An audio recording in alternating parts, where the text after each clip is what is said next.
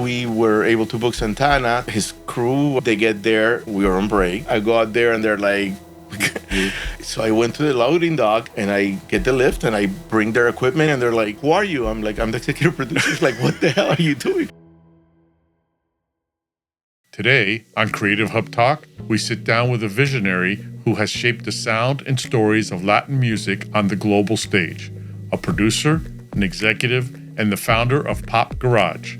Jose Tillan has left his mark on some of the most influential moments in Latin music television. Let's dive in. Thank you for being here today. My pleasure. It means a lot to me. Ever since I've met you, there's this aura about you that I really like. Are you spiritual, religious? Are you just you? Who are you? Who am I? I'm not religious. I think I'm spiritual, but not in the sense of like I meditate every day just to chill.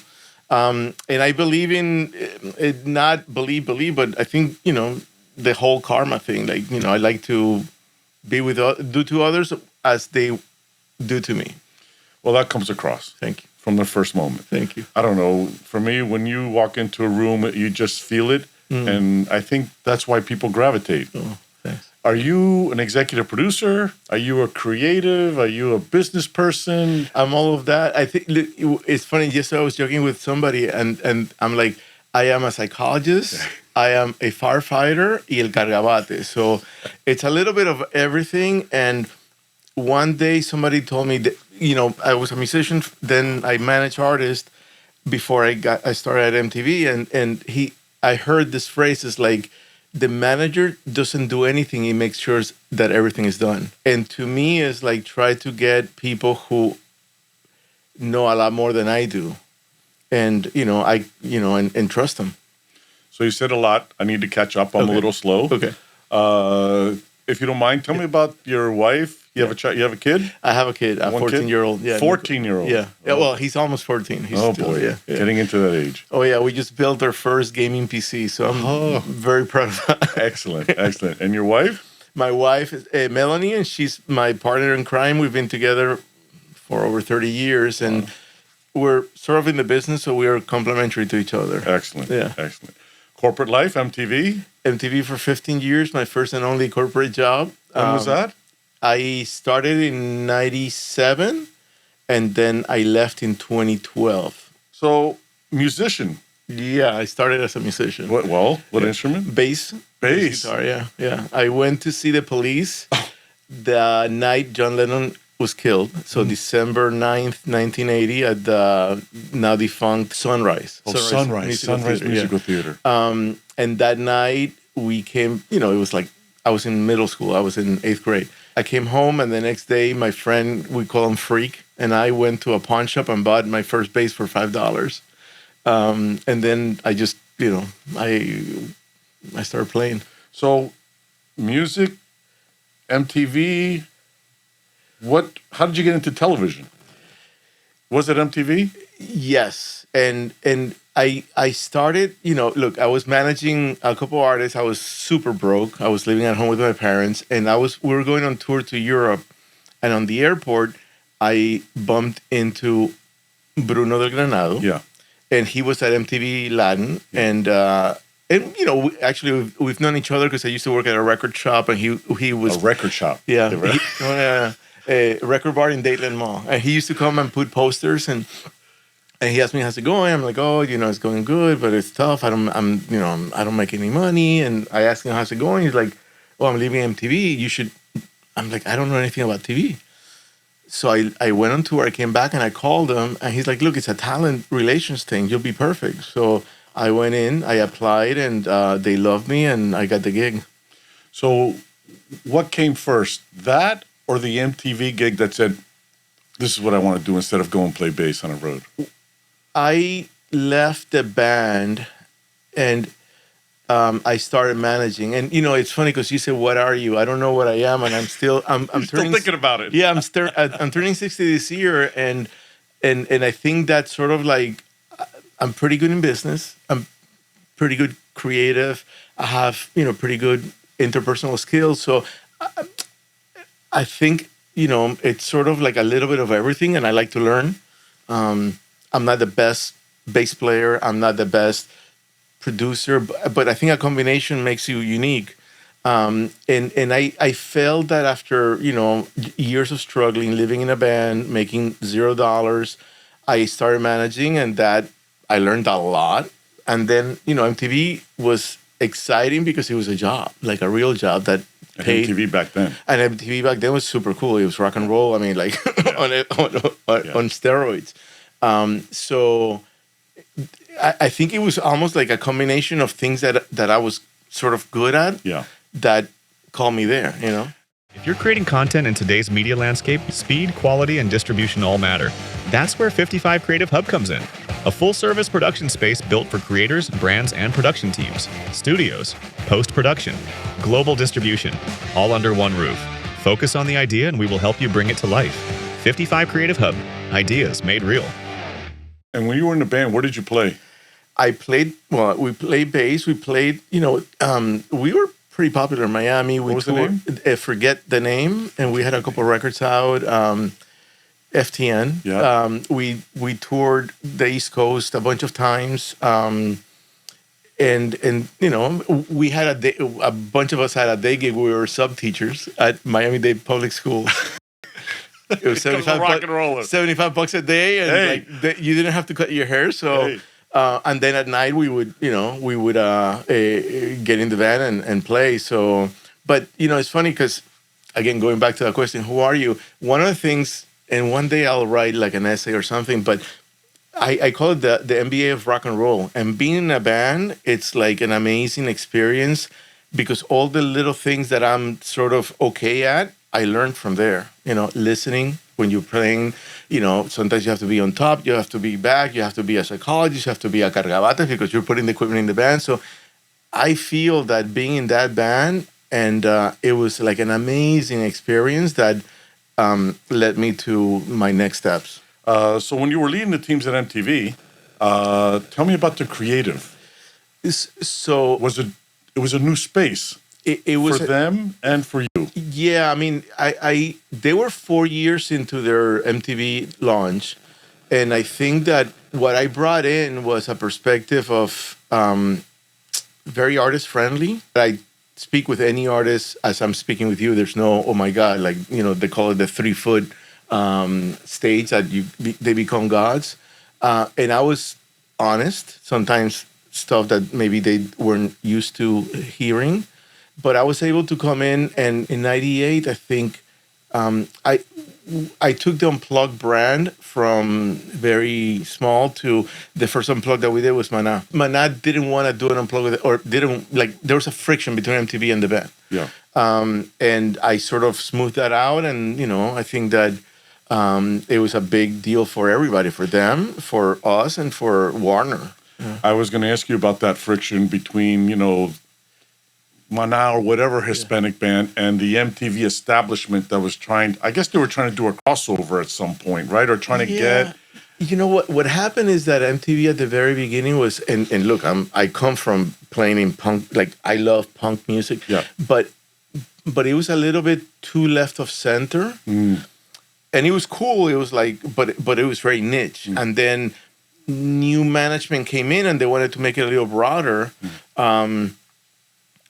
And again, I'm neutral. Like my personal taste in music is so not commercial that I can't bring it anywhere because I know it won't rate, it won't sell, it won't. So I put that at the door before I walk into a room. I think I was brought in to sort of like be the middleman between real hard creative and sales. When you're in that position, it's a very fragile position too, because there's talent and their personalities and the record label. So I became a nice negotiator of different needs and different agendas, and that was the beginning of, I think, the switch from super cool indie to more middle of the road, broad appeal. And I think the second Unplugged we did was Shakira, and again, it was one of those things that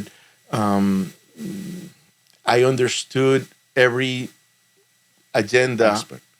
And I was able to sort of like, put them all in the same place. So I see who you are. You're the mediator. You're a person in the middle trying to get all these instruments to Yeah. play a cohesive song Yeah. to get out there. Yeah. Absolutely. And no agenda. Absolutely. I feel that and I hear that. Yeah. Very Yeah. good. Yeah. So live television is it's different, right? Yeah. You played live, you've seen it live, Yeah. you've seen it all.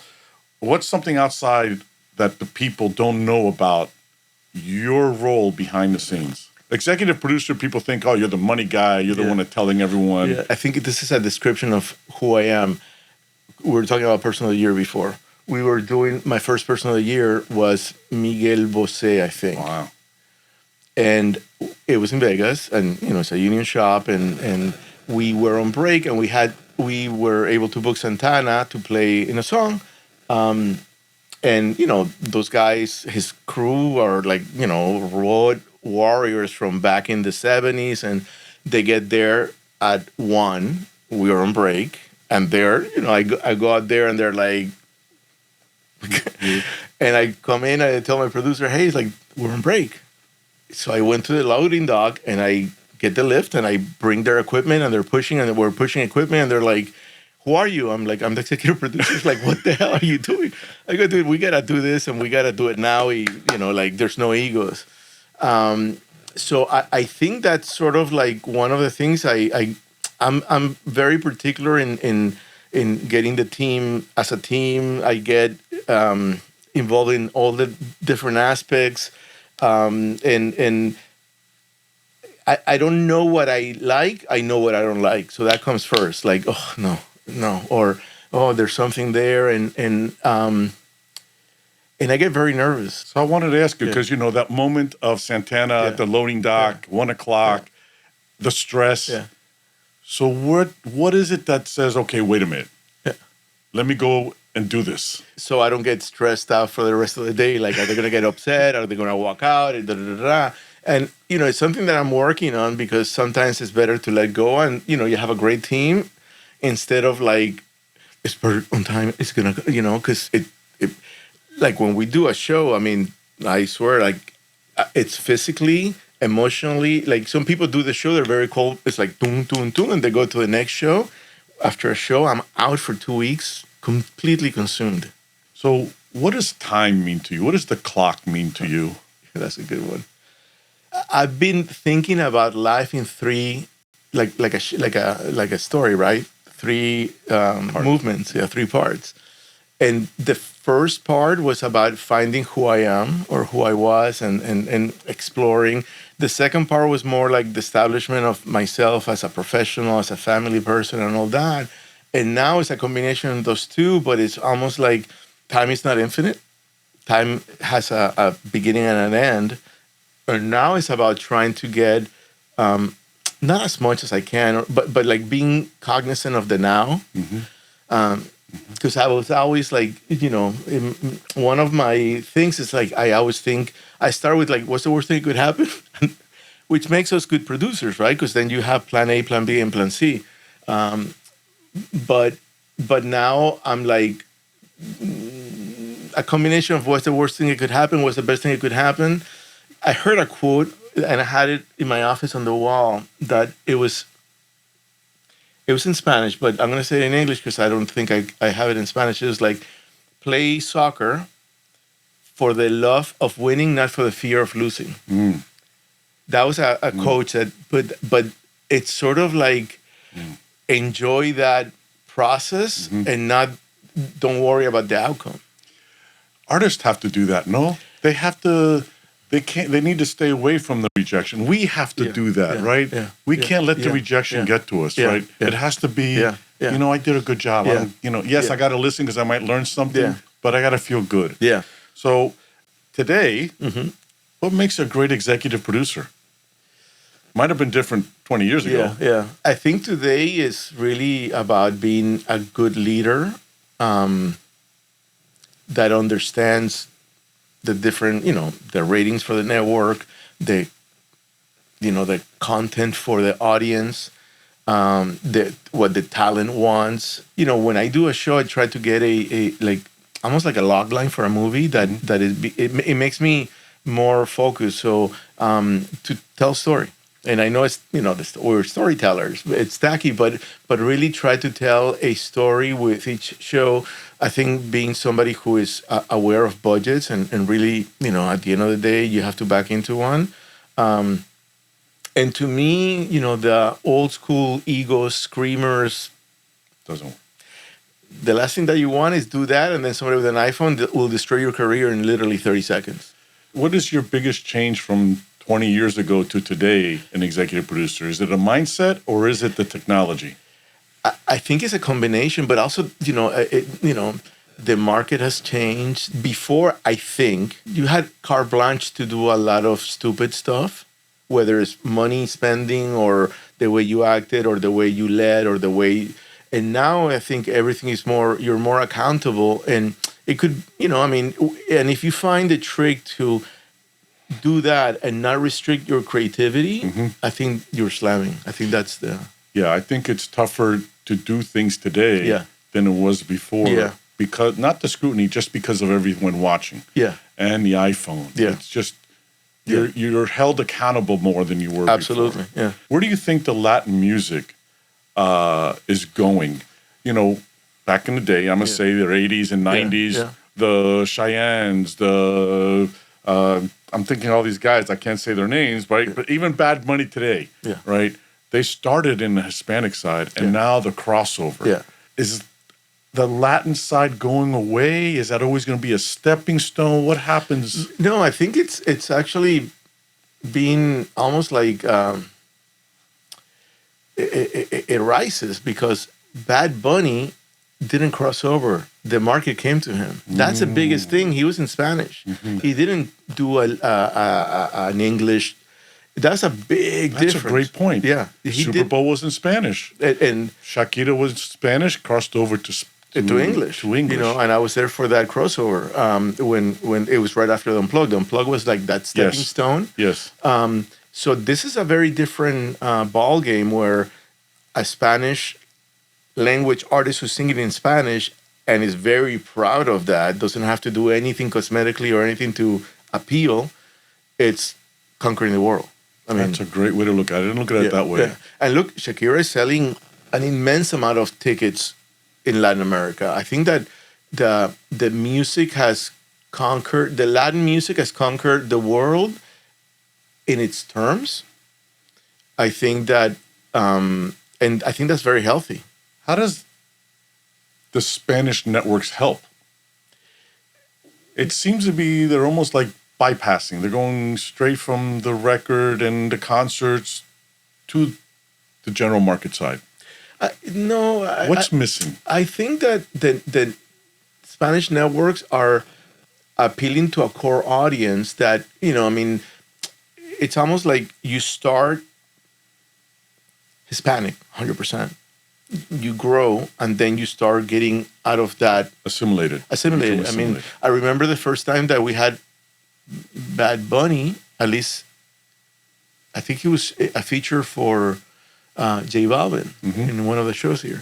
But that was in Spanish for Spanish audience, and I think that if things go well, then, you should go out and experience other, Latin music, there's a lot of Latin music now in parts of the world that before it was like, what? And that's healthy. Yeah. That's Agreed. healthy. How do you balance the creative vision? Because you mentioned it a couple times already, and the business side, because you're in the middle. You're the mediator. Yeah. Because you have to deal with the numbers. Yeah. But you also have this vision. Yeah. I don't like to brag, but I'm good at it. And I can sit with a finance person and go over budgets. Not all finance. There's cool finance people in the world. There's cool ad sales people in the world.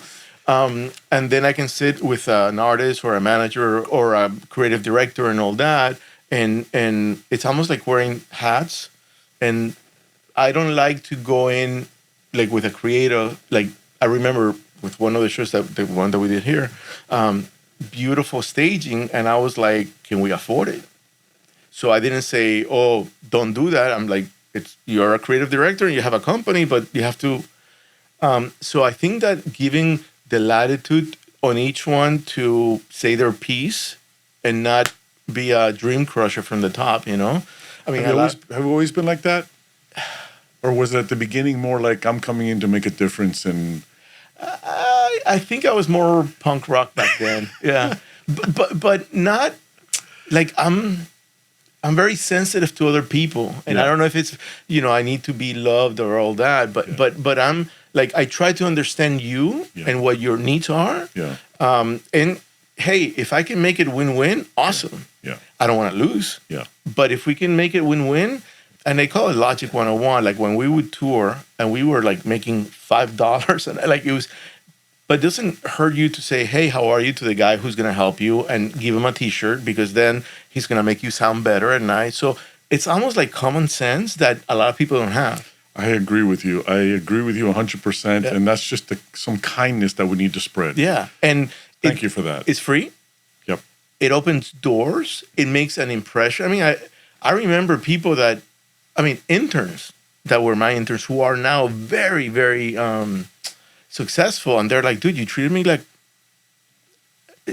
And I think that, again, I don't do it on purpose, but it opens a lot of doors. So when you mentor young producers, what do you tell them about making the leap from the creative to leadership? Because the young people, they come in, and then they realize, there's a business side. Yeah. Some people are not going to make that leap, or they shouldn't make that leap. I mean, I think it's trying to be transparent in the reality. I love bringing super young, early 20s, and, I mean, expose them. Like, sign an NDA, and here's a whole enchilada. So they can walk out with, like, I hate that. Oh, my God, I don't know how you deal with that. Or, like, I love this. Or, like, yeah, I can do this. Because I think that one of the things that people, that if you're not aware of what you don't know, then I'm going to be this. And then you're like, look, I'm a musician. I'm not a great musician. And I knew I wasn't going to be a monster. And I took a soft exit. I have a studio at home. I still have, but it wasn't going to be for me. I wasn't going to be making a living out of that. But it provided me a lot of knowledge to do other stuff that I was better at or I was good at that I was able to make money. So where did the music start? High school. Actually, no, mentira. I know Sunrise. I know that story, but is it in the family? My mom played piano. Your mom played piano. But it wasn't, we didn't have a piano growing up. Yeah. And I think it was in high school, in middle school, in 8th grade, I met a couple guys and we were both into like new wave and punk rock. Yeah. And there was something about the music that just I related to. It was weird because it wasn't like classic rock in Boston and all that stuff that was happening back then. And we just got into it, and then we started playing, and it was almost like a little gang. Instead of going out and spray painting, we were like in somebody's bedroom learning how to play, And you played, you toured, you went out, you went to school. So what was that one moment? Well, it was right after FIU that I'm like, I'm going to give it all I have to the music side. And I did. And, I was playing with a band. I actually toured with Tony Perotti, was a road manager with Maria Conchita Alonso. Yeah. And I made a little money on that. And it came to the point that it was like either keep doing that or stay with the band. And I did. And we made a couple of records. And I was working, I was a teacher. I was working odd jobs just to make enough money. I mean, one of the things that I was proud of, like, I lived at home with my parents, but I never borrowed money. Like, I always did what I needed to do to make my ends meet. And then the band breaks up, and I start managing a local artist named Neil Lara, who... Does that sound familiar? Well, his cousin is Jesus Lara. Got it, okay. But Neil was up and coming, and we were like sort of mates. And I started working with him and Jesus, managing his career, and then that was like the beginning of the professional aspect of my my second chapter. Your second job. Yeah. From there, MTV. From there, MTV. And at MTV I started on the talent side, and then I kept going, and then I started doing production, programming. And my last gig at MTV was I was the general manager for the U.S. Hispanic channel called MP3. Yeah, I remember that. yeah, So tell me about Pop Garage, because I think we're there. yeah. We got to, Yeah. right? Are we at Pop Garage yet? Yeah. After MTV, I went indie, and actually, Pop Garage is a name. The company's 1111. Pop Garage is like an AKA, but I've always had this name. Like I would think of a name and I would write it down, and Pop Garage was that name for something that it was supposed to be like a creative shop, and it was based on the idea that Silicon Valley, everybody has their garage, and Mac came out of there, or Microsoft came. So I'm like, oh, it's popular in a garage, and we'll make content because my studio's in my garage. It's I was literally. going to ask, are you a garage band? Yeah, So well, you're a garage band yeah. today. The studio's in the garage, and my office now is in the garage, and the Pop Garage became this sort of like idea. Yeah. That's great. And what are the stories or formats that you're drawn most to? I love film, even though I've never done, and to me, it's one of those things. Maybe on the third chapter, on the music side, I like live performance. Like I get a kick out of live performance, and telling a story. So it's not just like a generic thing, but that there's something that walks you through that connects the viewer to the stage to some degree. As an example, when we had Bad Bunny doing the whole rock performance with a rock band, and it was heavy, and I think that was cool. Like stuff like when you take something out of their comfort zone and you put them in a different aspect that is like, wow, that's different. And being the founder, how do you evaluate opportunities now? It's funny. I just turned two last week because I think that I want to be a little bit more selective because again, it drains me.